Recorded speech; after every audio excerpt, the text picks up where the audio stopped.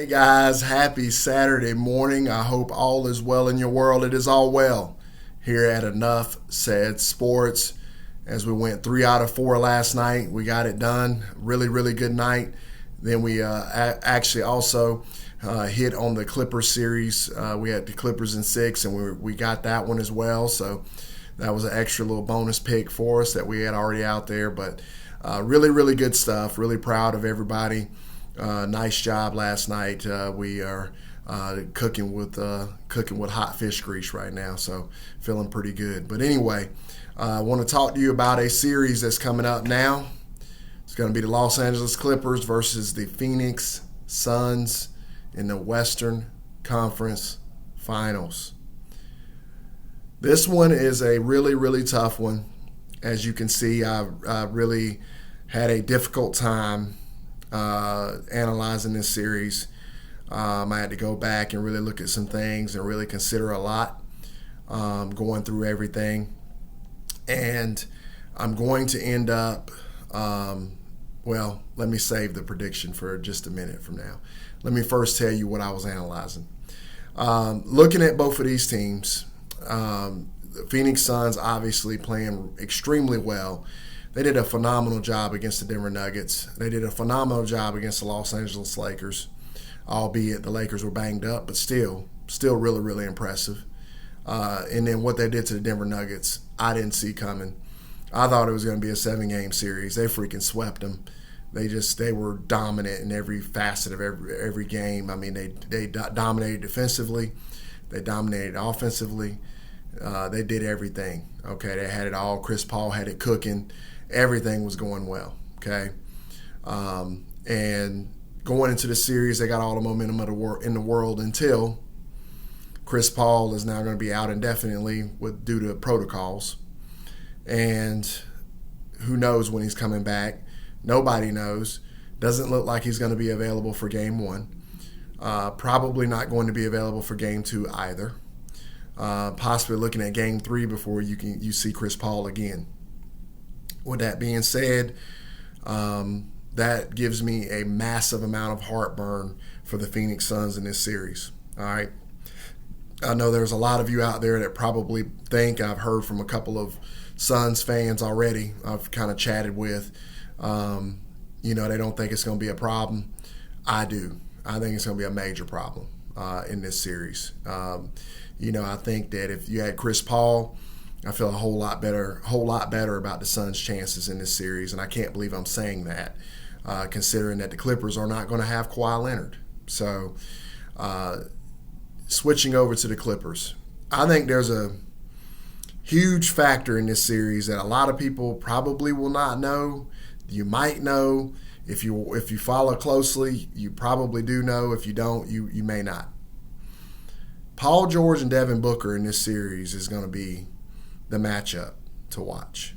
And the reason for that is Devin Booker ridiculed Paul George all year long, okay, about him having mental health issues in the bubble.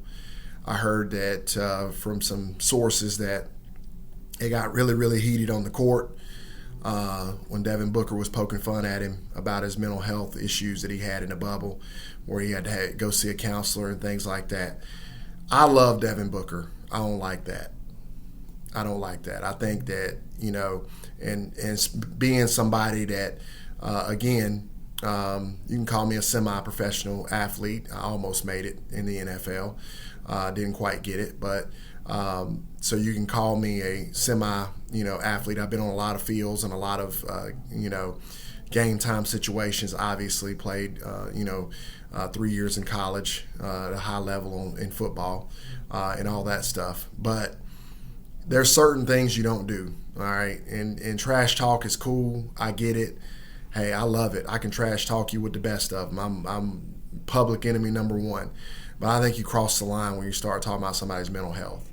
And I think that, unfortunately for the Suns, that's going to end up being more of a problem than people think it's going to be. Because I think Paul George found himself. And I think the Kawhi Leonard injury, I know it's going to sound weird, was actually a blessing in disguise for Paul George, because it thrusts him back into that to that Batman role that he played back in Indiana when his wingmen were Roy Hibbert. The other guy's name escapes me, but Roy Hibbert is one that I can remember from Indiana days. And he was, going 7 games with LeBron James, and people thought that, he might be the next great superstar and all of this stuff before he, obviously had his struggles in OKC and whatnot. But with all that being said, I think Paul George has found himself. I think Paul George grew up before your very eyes. I think that this Clippers team believes in itself right now at a level that, I didn't see coming. I did hit on the wounded tiger theory in Game 5 for them when Kawhi first went down, and it was just kind of like a big shock and all that stuff. But for them to come out again in Game 6, to go down by, what they went down by, I think they were down by 25 at one point last night. And to battle back the way that they did is unbelievably impressive. It shows an unbelievable amount of, gumption, shows an unbelievable amount of fortitude on their part. Just they grew up before your very eyes, and I'm gonna just tell you from being, and obviously I wasn't on the level that these guys are on, but from being in sports and around teams and on teams and playing myself, when a team does what the Clippers just did to the Utah Jazz, you guys got to realize most teams, I would tell you 28 teams out of the 30 that are in the NBA probably go down to the Utah Jazz after the Utah Jazz rained threes on them in Game 5 the way that they did. They put them down by 25 last night. This team right here has got something about it. And I think it's a very, very, very scary situation for the Phoenix Suns, coupled with the whole situation that Paul George has with Devin Booker. He's going to go at Devin Booker. He's going to go at him. I think he's going to go at him on the offensive end, which Devin Booker isn't the greatest defender in the world. And I think defensively, when Paul George decides, man, he's hard to deal with on defense. That kid can lock you up. And I think Devin Booker's going to have a real issue with this guy on that end. And I think that some of those words and some of those taunts and some of those things he said to Paul George are going to come back to haunt the Phoenix Suns in a very big way in this series. And that coupled with Chris Paul probably being out for the first 2 games, this isn't very good for the Phoenix Suns, okay? Now, I picked the Phoenix Suns in the beginning of the season to win the championship. As you well know, I've mentioned that several times on this channel. I actually laid money down on them to win the championship at the very, very, very beginning of the NBA season. I felt they found themselves in the bubble. I thought they did a phenomenal job in the bubble there, winning all those games. Thought they should have deserved a shot at the playoffs last year, being that they ran the table in the bubble. And then that, in addition, with adding Chris Paul, made me feel like this team was poised to make a run. This is a wrong place, wrong time, bad circumstance situation for the Phoenix Suns. I know a lot of you will probably disagree with me. I'm ready for it. I understand. I've studied this matchup, guys. You're going to have a real problem with them. And the reason why I say that is because they can go small, and it's going to force DeAndre Ayton out of the painted area, okay? So it's going to be a super highway to the basket.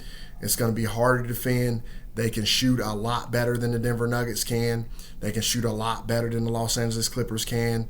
This team, by field goal percentage, is the greatest three-point shooting team in the history of the NBA. All right, in a over 100-year history of the National Basketball Association, they shoot threes better than anyone by percentage. That is a very, very different animal than Denver. I'm going with the Clippers in this matchup. They're going to do this in 6 games due to the fact that Chris Paul is going to be out. If Chris Paul was going to play all the games, I would give it to the Phoenix Suns in 7, but he's not. I don't see any way he's going to. Doesn't look like he's going to, unless something at the last second transpires and changes all that. But I'm going to take the Clippers in 6, guys. They get to the NBA Finals. So let me know what you think. I'm sure there's going to be lots and lots of opinions on this one. I'm ready for you. I appreciate you. Thank you so much, guys, and for all your support. And just let me know what you think. I'll talk to you soon.